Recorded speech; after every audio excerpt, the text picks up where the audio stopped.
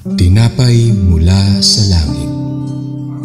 A daily morning devotion with CRC family.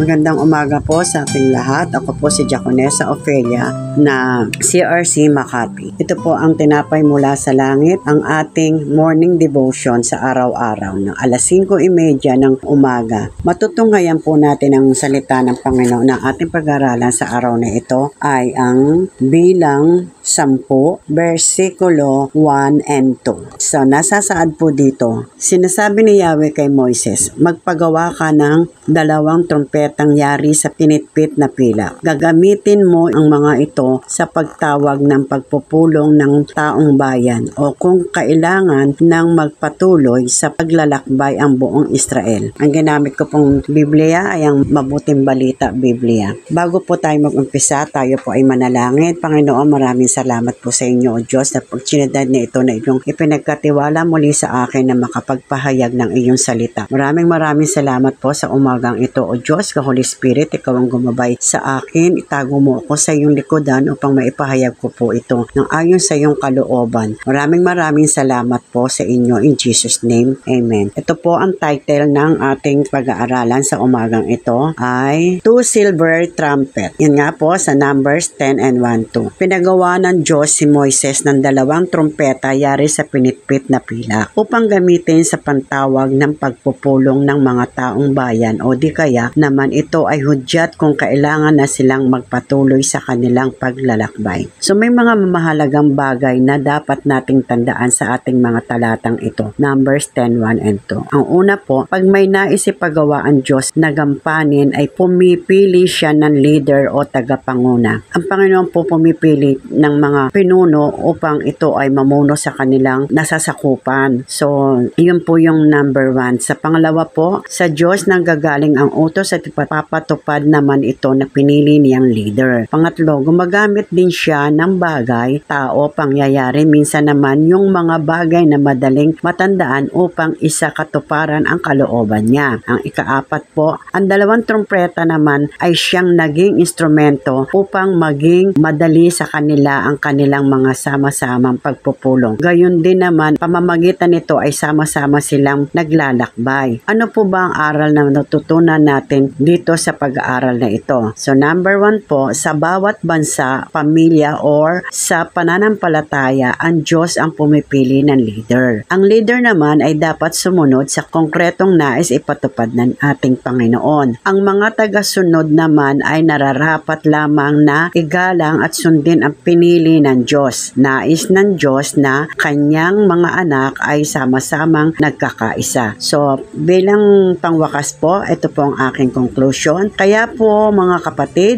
bilang isang pamilya sa CRC, kung papaano tayo natuto sa ating pinag-aralan, igalang po natin, sundin at mahalin natin ang mga tagapanguna o leader na nilalagay ng Diyos sa ating iglesia. Tanggapin natin ang kanilang paggabay sa atin at tayong lahat ay magkaisa na mahalin ang ating Diyos at ang ating mga leader at tayo po ay magkaisang maglingkod sa Kanya. Kaya nga po dapat sumunod po tayo sa ating mga leaders ng ating iglesia, lalo na ang ating mga pastor and pastora, mga reverend, dapat po natin sundin kung ano man ang ipag-inuutos dahil sila po yung pinangungusapan ng Panginoon para tayo ay mabahaginan din nila para po tayo ay sumunod sa kanila. Tayo po may karapatan na sumunod sa ating mga leader dahil sila po yung mga nakakataas para sa atin. So maraming salamat po sa umagang ito at nawa ay mapagpala po ang lahat sa pakikinig ng salita ng Panginoon. So dapat po nating pakinggan ito araw-araw, ang tinapay mula sa langit. Ibahagi natin ang video na ito sa mga kamag-anak, kaibigan natin upang din makarinig sila ng salita ng Diyos. So inaanyayahan ko po kayong muli bukas makinig muli sa ating tinapay mula sa langit. Pagpalain po tayong lahat. God be all the glory.